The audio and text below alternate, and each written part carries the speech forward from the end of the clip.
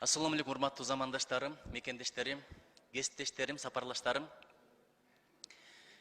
Эки түрдүү көз тозоготун көрбөйт дейт. Биринчиси туура эмес иш кылып, айып кылып, күнөө кылып, тобо кылып ыйлаган көз. Экинчиси элим жерим аман болсун, бейпил болсун, тынч болсун деп мекен четинде, жоонун бетинде уктабай чыккан көз. Азыр бир кесиптешибиз айтты. Кечээ кимдин майрамы болгонун, милициянын майрамы болду. Милицияга эмне деген гана аттарды койбойбуз, сыйлабайбыз, урматтабайбыз, бирок мамлекеттүүлүктүн тиреги бул ошол органдар. Биз уктап атканда алар уктабайт. Биз эс алып атканда алар жамгырдын алдында, туманда, карда турушат. Коноп келеби протокол боюнча, чет өлкөдөн бир президент келеби, майрам болобу, биз жыргап атканда алар үй бүлөсүн көрбөй күн түн дебей жашап жүрөт. Бирок чындыгында азыр ачыгын айтайын, айлык аз, үйү квартирасы жоктор толтура, бала бакырасы менен тияктан бияктан куунтук жеп, бияктан чыгып кет, тиякта жашап деп жүргөн милиционерлер абдан көп. Колдон келсе ошолорго жардам берели, чындап эле жардам берели. Мен Америкада деле окудум, Туркияда деле окудум, Японияда окудум. Аларда ушунчалык жакшы кам көрүлгөн. Өздөрүнүн милицияларын, өздөрүнүн аскер кызматтарын абдан сыйлайт. Кудай бетин нар кылсын, эртеге бүрсү күнү андай болбосун. Чек арада бир окуялар болуп кетсе дагы биринчи төшүн тосуп бара турган ошолор. Ошон үчүн майрамыңыздар менен куттуктайм. Экинчиси, бүгүн маданият күнү. Маданият күнү деп куттуктап коюш оп-оңой нерсе. Жылына бирден куттуктап коюп, башка эчтеке кылбаган эң жаман ошол. Ошон үчүн жашаганың эмес, жасаганың маанилүү дейт. Кыргызстанда бир 700-800 клуб бар, эң ыйлай турган акыбалда ошолор азыр. Көчөйүн деп калган, ишине кирсең күңүрт, эски, паңжыттанып кеткен, бирок жанында ресторандар, кафелер, жеке ишканалар жаркырап турат. Экинчиси, эң ыйлай турган акыбалдагы бул китепканалар. Китепкана толмой сайын түрмөлөрдөгү адамдар көбөйө берет. Ооруканалардагы адамдар көбөйө берет. Кылмыш көбөйө берет. Ошон үчүн Бразилияда ушундай тажрыйба бар. Эгерде түрмөгө камалса, канчалык китепти көп окуса ошончолук анын мөөнөтүн кыскартып берет деген. Үчүнчүсү, музейлердин акыбалын караңыз. Кечээ жакында мен Уфага барып келгенмин. Аларда заманбап, азыркы замандагы Казанды чагылдырган мыкты проекциялар менен музейлер уюштурулуп атат. А биздин тарих музейибизди, искусство музейин караңыздар. Жерлердеги этномузейлерди мен айтпай эле коеюн. Бул өзүнчө бир маселе. Андан тышкары цирктин абалын караңыздар. Казактар келди, алардын деңгээли укмуш экен, анткени акчаны алар аябайт экен. А биздин циркке барсаң чыкканча шашасың. Жок эле дегенде өткөн жылы бир 200 миллиондон ашык акча керек эле. Азыр инфляция болуп 400 миллиондой акча керек болуп калыптыр. Муну да карап көрөлү. Биз эмне үчүн онлайн мектептерди уюштура деп атабыз? Анткени чет өлкөдө кыргыздар абдан көп. Балдар ошол жака кетип атат. Биз акчаларына кызыгып атабыз, жөнөткөн акчаларына. Акчалары бүгүн эртең кереги тиет, бирок балдары кыргызча сүйлөбөй калса, кыргыз маданиятын билбей калса, бул маданий геноцид болот. Ошон үчүн онлайн мектептерди уюштуруп, кыргыз тилин, кыргыз маданиятын аларга окуталы дегенин себеби ушул. Чет өлкөдө кыргыз диаспоралар бар. Кечээ Өзбекстанга барып келдим. 41 мектеби бар экен, кыргыз мектептери. Бирок кыргыз китептери жетишпей атыптыр. Ошолордун камын көрө турган ким? Биз. Бирок мен айта турган азыр такыр башка. Маданият десе эле биз опера, балет, театр, кинону түшүнүп калдык. Маданият деген эмне? Биринчи кезекте иштин тазалыгы, чөйрөнүн тазалыгы, кийимдин тазалыгы, ниеттин, пейилдин тазалыгы. Ошон үчүн кыргыз айтат, ичиңди оңдо, сыртыңды жөндө дейт. Ичиңди оңдосоң, сыртың өз эле оңолот. Акыретиңди оңдосоң, бул дүйнөң өз эле оңолот. Жараткан менен мамилеңди оңдо, адам менен мамилең өз эле оңолот. Мен бирдекени айтайын, акыры бардыгыбыз өлөбүз. Туугандарыбыз, досторубуз ашып барса, көргө чейин узатып барат. Тапкан дүйнөбүз башка бирөөнүкү, бөлүп кетишет мураскорлор. Биз менен амалыбыз кетет, кылгандарыбыз кетет. Ушул жерде отуруп бири-бирибиздин көңүлүбүздү ортпой эле коелучу. Улуу акыл дейт, идеяны талкуулайт, майда акыл адамды талкуулайт дейт. Ошол жерде туруп, бизди канча адамдар карап турса, бири-бирибизге асылып атабыз, бири-бирибиздин көңүлүбүздү орутуп атабыз. Маданиятын ушундан башталат.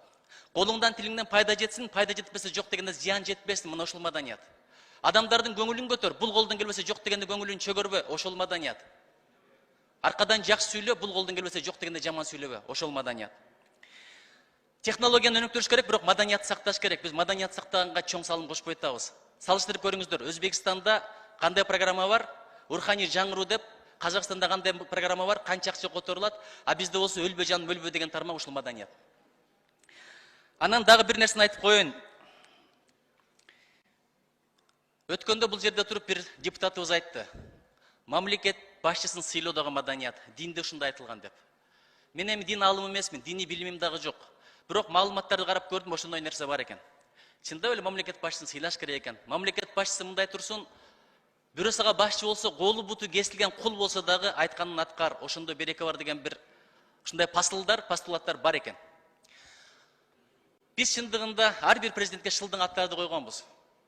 Акаевке эмне деп койдук эле, Бакиевке эмне деп койдук эле, Атамбаевка, Отунбаевага, Сооронбай Жээнбековго эмне деген аттарды койдук эле. Бул адеп эмес, мен билбейм. Бирок бир адам нарында жүргөн экен, аты 60 экен, келиндер 60 дебейт экен, 230 деп тергейт экен.